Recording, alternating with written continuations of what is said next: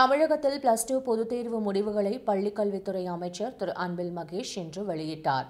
+2 பொதுத் தேர்வு கடந்த மார்ச் மாதம் 3ஆம் தேதி தொடங்கி 25ஆம் தேதியுடன் நிறைவு பெற்றது. இந்த தேர்வை பள்ளிகளிலிருந்து 3,78,545 மாணவர்களும் 4,24,023 மாணவிகளும், தனி தேர்வர்களாக 18,344 பேரும், சிறைவாசிகள் 145 பேரும் என மொத்தம் 8,21,057 பேர் எழுதினார்கள். தேர்வு முடிந்த பிறகு விடைத்தாள் திருத்தும் பணிகள் தொடங்கியது. அந்த பணிகளும் நிறைவு பெற்று மதிப்பெண்கள் இணையதளத்தில் பதிவேற்றம் செய்யும் பணிகள் முடிந்துவிட்டன. இந்நிலையில் +2 பொதுத் தேர்வு முடிவு இன்று வெளியாகியுள்ளது. பொதுத் தேர்வு முடிவை பள்ளிக்கல்வித்துறை அமைச்சர் திரு அன்பில் மகேஷ் பொய்யாமொழி சென்னை கோட்டூர்புரம் அண்ணா நூற்றாண்டு நூலக அரங்கில் காலை 9 மணிக்கு வெளியிட்டார்.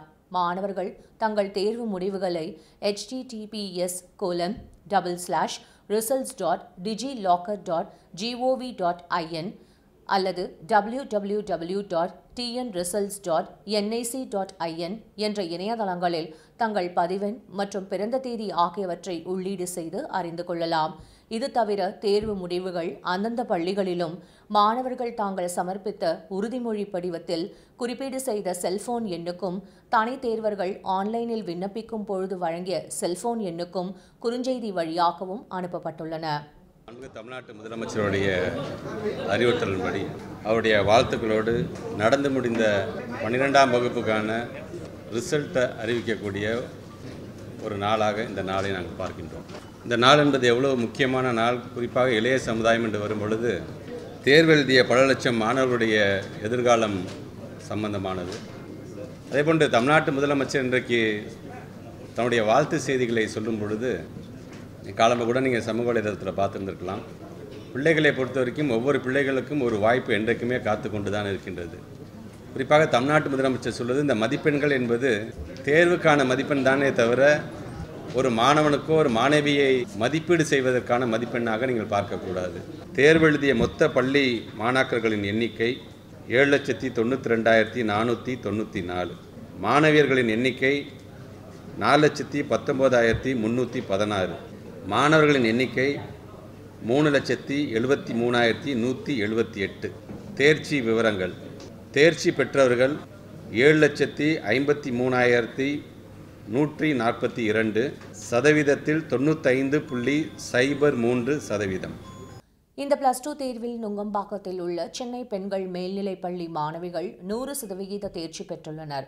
பள்ளிக்கு வருகை தந்த மாணவிகள் தங்களது ஆசிரியைகளை கட்டிப்பிடித்து இனிப்பு வழங்கி கண் கலங்கி தங்களது நன்றிகளை தெரிவித்துக் கொண்டனர். போன வருடமும் நாங்கள் 100%, இந்த வருடமும் 100% தான். இந்த தேர்ச்சி 100 விழுக்காடு நாங்கள் தேர்ச்சி அடைவதற்கு எங்களுடைய முழு காரணமும் எங்களுடைய டிபார்ட்மெண்ட் தான்.